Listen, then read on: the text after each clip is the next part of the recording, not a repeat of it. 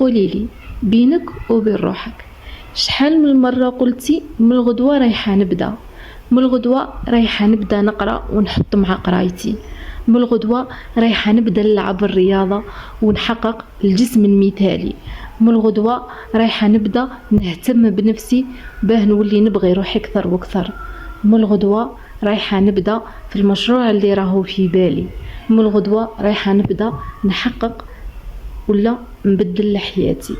ويجي غدوة وتعاودي تقولي بينك وبين روحك بصح مشي اليوم مازال عندي الوقت.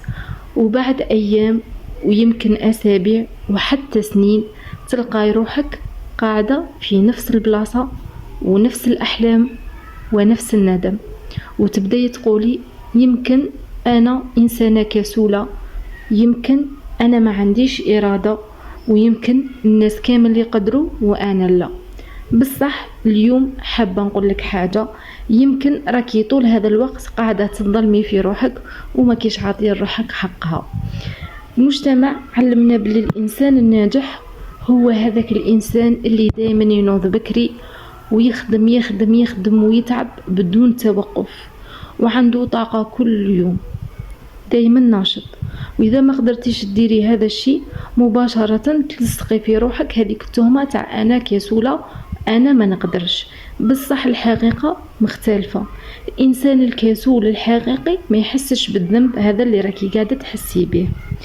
اما البنت اللي تسوف كل ليلة ترقد وهي تقول علاش ما بديتش، علاه ضيعت نهاري، علاه راني نشوف ناس تتقدم انا راني قاعده غير في بلاصتي.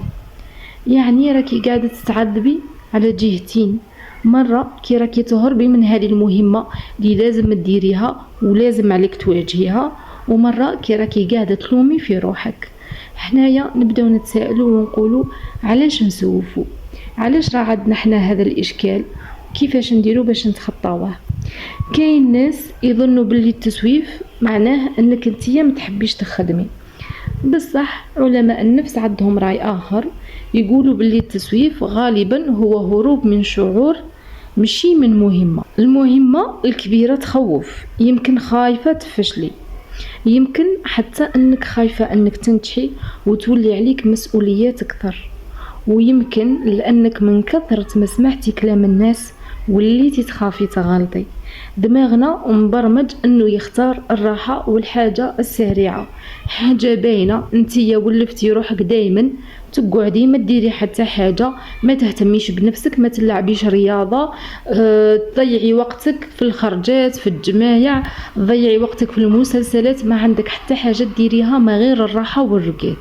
نهار كي تهضري بينك وبين روحك وتقولي انا اليوم راني رايحة نبدل لحياتي، هذه غير كلمة تاع نبدل لحياتي العقل تخلعه، تاع نبدل لحياتي معناها راكي راح تولي انسان كاع واحد اخر، معناها راكي راح تتعبي كي تكوني سوا باي تلعبي رياضه ولا تخدمي على روحك ولا تقراي ولا راكي رايحه ديري في مجهود، معناها راكي راح تعيي. العقل راه مبرمج على الراحه، تسمى غادي تعييه كي يشوف هذاك المجهود اللي راكي ديري فيه ما يعجبهش الحال.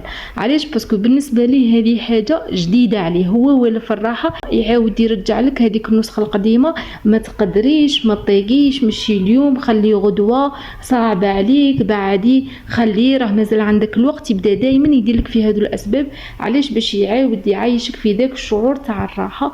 يعني بين انك تخدمي ساعتين على حلمك ولا تقعدي تتفرجي في فيديوهات قصيره وتعطيك هذيك المتعه اللحظيه، العقل رايح يخير انك تتفرجي فيديوهات قصيره كيما مضاري ولا تتبعي مسلسل. المهم تقعدي في حاله نتاع راحه، المهم ما تنوضيش وما تخدميش على روحك. اخطر حاجه يديرها التسويف، التسويف ما يسرقلكش، راه ماهوش غير يسرق في الوقت تاعك فقط، راه يسرق لك هذيك الثقه اللي في روحك. كل مرة تقولي رايحة ندير حاجة ومن بعد ما تديريهاش، عقلك يبدأ يصدق باللي كلامك ما عنده حتى قيمة، ويبدأ هو يتحكم في زمام الأمور، حتى تولي ما تحتمليش على نفسك، تولي أي هدف جديد تقوليه بينك وبين روحك كاين صوت يهمسلك راكي قلتيها 1000 مرة وما درتي والو. وهنا الإنسان يولي يعتقد باللي المشكلة فيه هو، بصح الحقيقة المشكلة في العادة اللي تكونت عنده. كيفاش نخرجوا من هذه الدوامه. دروك العقل تاعك والف هذيك الراحه.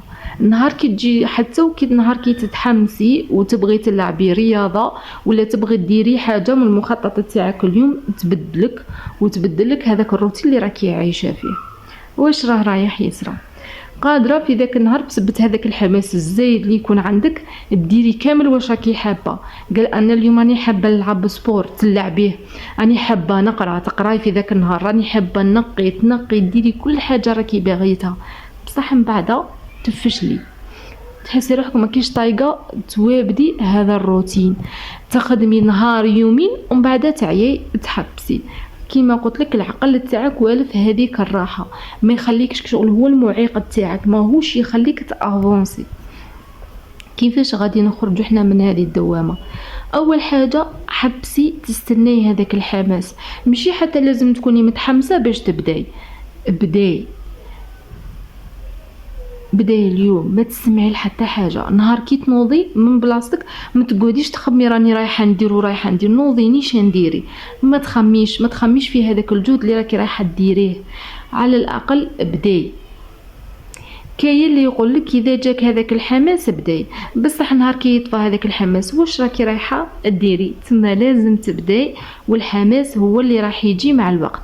ثاني حاجه ما تقوليش اليوم رايحه نبدل حياتي، هذه الكلمه كبيره بزاف والعقل يخاف منها. قولي رايحه نخدم 5 دقائق من وقتي فقط. هذيك 5 دقائق الا كنتي حابه تلعبي رياضه بدايها غير بشويه، بداي 5 دقائق في النهار لعبي فيها رياضه. مع الوقت رايحه توالفي ورايحه تعجبك وتزيدي تطولي فيها. اذا حبيتي تقراي تاعك، لا حبيتي تقراي كتاب، ما كيش رايحه تقراي تجيبي كتاب وتقولي لازمني نكمله ولا لازم لي نقرا فيه نلحقه للنص ولا 10 صفحات.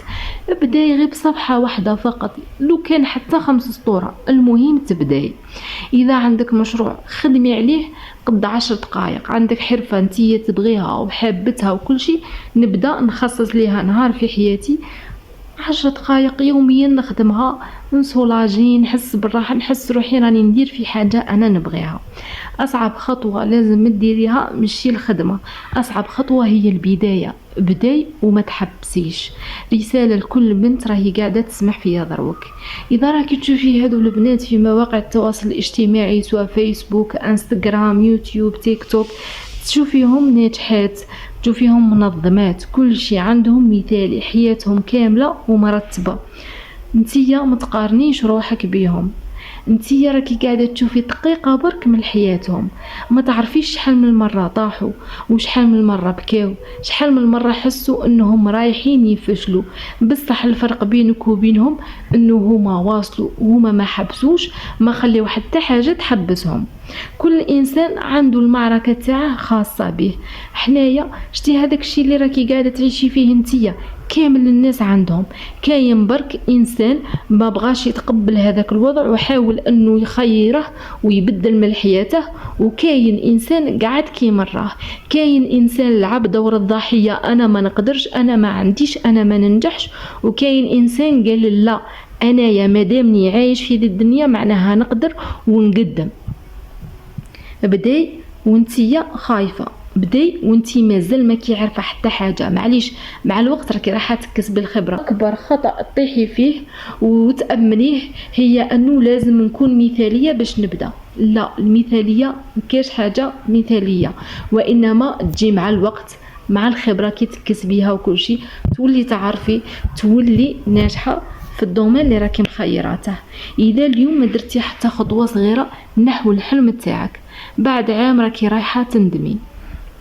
بصح الا درتي خطوه صغيره كل يوم، بعد عام كامل يمكن حياتك راهي رايحه تتبدل. ما تستنيش الوقت المناسب، لانه الوقت غالبا ما راهوش رايح يجيك، صنعيه انتيا بنفسك.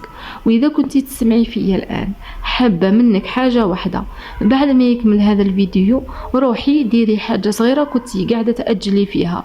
احلام الكبيره تبدا بخطوه صغيره، وتذكري دائما انتيا ما كيش كسوله، انتي فقط محتاجه انك تامني باللي تقدري تبداي. واهم من هذا كامل حطي نفسك اولا، لانك تستحقي تعيشي الحياه اللي راكي تتمناها.